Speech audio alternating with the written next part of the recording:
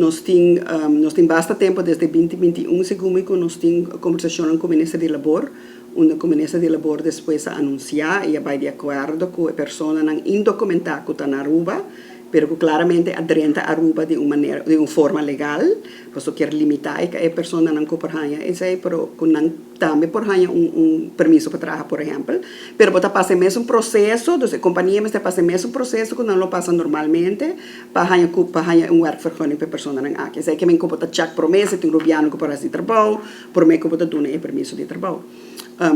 De teoria essa é zona bom, mas ainda falta hópicos para ser por trabalhar bom em prática. Então, para começar, vamos ter para o departamento de DPL e DIMAS por trabalhar efetivamente, eficientemente, para poder chegar a uma solução ligeira, para chegar a permisso de uma maneira mais ligeira e eficiente. Mas também o que falta é de uma dona de trabalho, mas ter um sistema no qual não por ganhar o tipo de candidato aqui de pessoa indocumentada que está na Aruba, porque não está fácil. Bueno, por organizar job fair, por exemplo, para gente que está indocumentada, não está ter medo de vir. Que me tem outro tipo de estrutura, mas nós a papel com guias, por exemplo, porque não tem tecnologia, não está outro caminho do mundo, quando não está trabalhando, nós temos skills database, nós temos database de pessoas na Aruba, então que está na requisito, que não por hasi. Então, se werkgever por dentro do database busca seu candidato para interview e depois busca permisso de trabalho. Tem uma solução que falta da que me está provando de visa.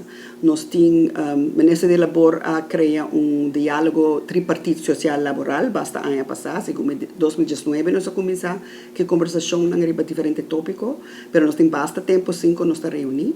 Essa é por uma boa plataforma, por exemplo, que tem diferentes stakeholders que adem, que nós por sentar junto, na que solução nós está bem. Porque tem gente de donador de trabalho, tem gente de sindicato e tem gente de governo que adem. É uma plataforma perfeita para chegar na solução junto.